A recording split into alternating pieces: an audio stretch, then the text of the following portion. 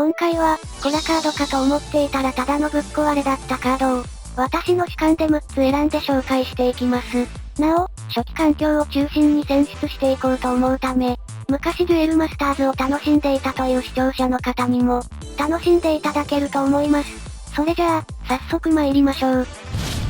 アストラルリーフ。最初に紹介するのは DM4 にて登場したアストラルリーフ。水文明にコストパワー4000の進化クリーチャーで、進化素材はサイバーウイルス1体。その効果は出た時3枚までドローすることができるという、単純かつ超強力な効果。2マナで3ドローした挙句に、召喚酔いのないパワー4000のクリーチャーが出てくる。そして、このカードの強さをさらに助長したのが、同エクスパンションに収録されていた、1マナのサイバーウイルスであるマリンフラワーの存在です。これによって、1ターン目マリンフラワー召喚、2ターン目アストラルリーフ進化3ドロー。デュエル開始間もなくして手札も潤沢。盤面にはパワー4000のクリーチャーが残るという、地獄絵図が展開されるのではと、4マナの呪文サイバーブレインでさえ強いんだから、こんなクリーチャー実装していいわけないじゃん。対戦環境大丈夫？こんな感じで、懸念の声はいくつも上がっていたそうな。安心してください。全然大丈夫ではありませんでした。いとも簡単に絶大なアドバンテージ差を生み出すことのできるこのカード。殿堂入りするまでの2年以上もの間、デュエルマスターズはリーフ一色に染まっていました。環境で対等するデッキは、基本リーフに何を入れるかぐらいの違いしかなく、このカードはメタゲームの中心に居座り続けていました。リーフは、発売初期のドロー形式が生み出した負の遺産とも言えるカードであり、明らかにデザインミスと言って差し支えないでしょう。ちなみにこのカード、2019年25年ぶりの殿堂解除がされたそうです。以上、アストラルリーフの紹介でした。インフェルノゲート。お次に紹介するのはインフェルノゲート。DM19 で登場した5コストの闇の呪文で、自分の墓地から進化ではないクリーチャーを、1体場に出すことができるという効果。単純明快で短い一文の能力テキストですが、その内容は非常に凶悪。非進化であれば、コスト、文明、種族、能力なども問わず、蘇生することができるのは本当にぶっ壊れていて、このカードの登場によりどんな重いフィニッシャーでも、5コストを払えば召喚することができるようになりました。もちろん、発売前からこのカードのヤバさは全プレイヤーに認知されていました。中でも、後に環境を支配することになるギミック、ダンディナスオデボルメテウスサファイアドラゴンを墓地に落とし、インフェルノゲートでサファイアを蘇生してそのままフィニッシュという、誰でも簡単に思いつくコンボがすでに考案されていました。インフェルノゲート登場後、やはりこのギミックは瞬く間に環境トップへとのし上がり、プレイヤー間でサファイア地獄とも言われる環境を生み出してしまいました。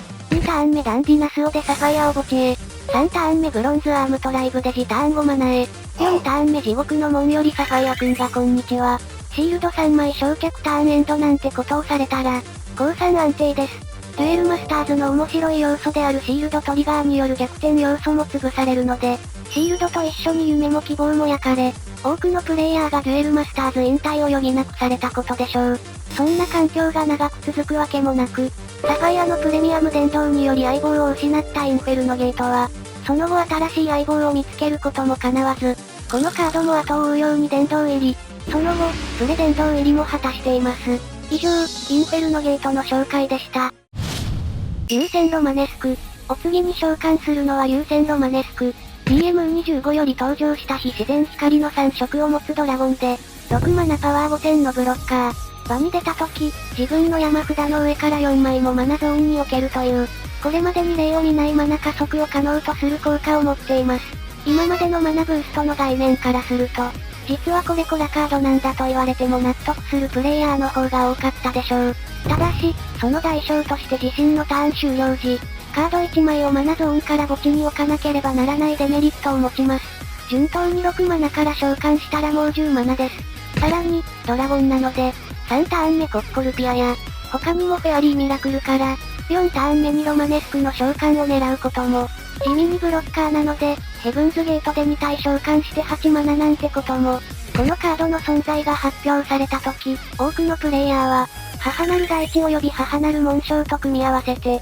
高神竜スペルデルフィンを踏み倒して呪文を封じたり、翼神竜ザールベルグを踏み倒して2ランデスするという、凶悪なコンボをすぐ思いついたそうです。事実、すぐにターボロマネスクというデッキが完成。すぐにこのデッキが環境トップに躍り出ます。さすがに、公式もこの事態を見過ごせず、かといって、すぐ殿堂入りさせるのはどうなんだということで、なんと、ロマネスクと母なる大地、母なる紋章を、合わせてデッキに入れることを禁止する、プレミアム殿堂コンビという特例措置が取られる事態となってしまいました。この間約2ヶ月、あーだこーだ言ってボルバルを放置して、多くのプレイヤーが離れていった暗黒期を乗り越えた運営は、本当に迅速な対応をとってくれました。まあ、その後も使われ続けて普通に殿堂入りするんですけどね。以上、優先ロマネスクの紹介でした。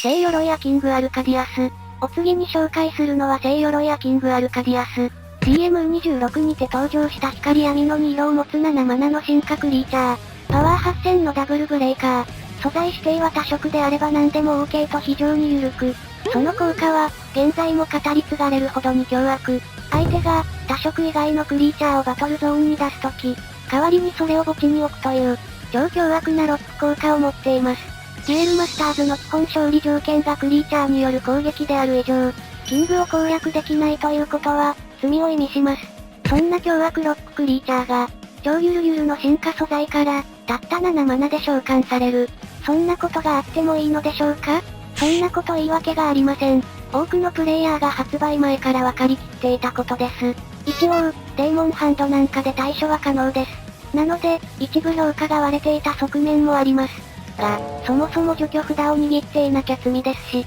スペルデルフィンで呪文を封じたり、次の段に登場するクイーンアルカディアスとのコンボで単色の呪文を封じれば、当時は先行勇気ドルボランや、必要なる鎧の牢獄ぐらいでしか突破は難しかったです。ですが、このカードは2年以上暴れ続けてようやく殿堂入り。その1年後にはプレミアム殿堂入りも果たしています。キングとクイーンが両方収録されている構築済みデッキ。アルカディアスナイツの強さは有名で、この構築済みデッキを開封してそのまま大会に持っていけば、すんなり優勝できてしまうほどのカードパワーを持っていました。このカードの凶悪さが伺えるエピソードですよね。以上、聖鎧やキングアルカディアスの紹介でした。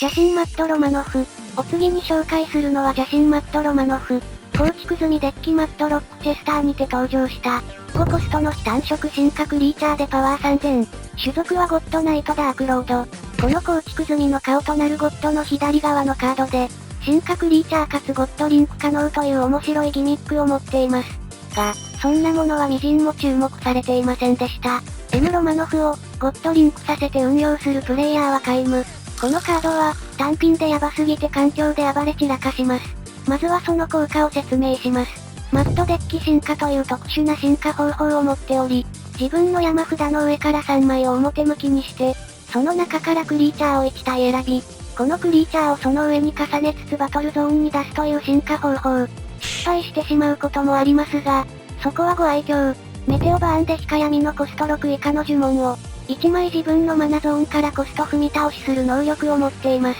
一見普通に見えますが、そのポテンシャルとカスタマイズ性能は底なしであり凶悪。マナゾーンから呪文を唱えることによる汎用性の高さと選択肢の広さ。コスト6以下の呪文をコスト5で唱えるという、テンポアドバンテージとコストパフォーマンスの高さ。そして唱えた呪文にシナジーやコンボを見出すことで、コスト5にはあるまじき騎士性と爆発力を兼ね備えた超凶悪クリーチャーです。発売前から、デビルドレーンで手札を増やしつつ自身のシールドをゼロにした後、シノギやガブリエラで1ターン耐えつつエターナルゲートを使ってワンショットキルや、自分の全クリーチャーをトリプルブレーカー以上に変身させる、マダンベタープモローとの組み合わせが注目されていました。登場後、M ロマノフを使ったデッキはすぐにメタゲームの一角を占領。カスタマイズ性も高いため、プレデンを迎えるその時まで、環境によって適宜改良されて使われ続けました。以上、邪神マットロマノフの紹介でした。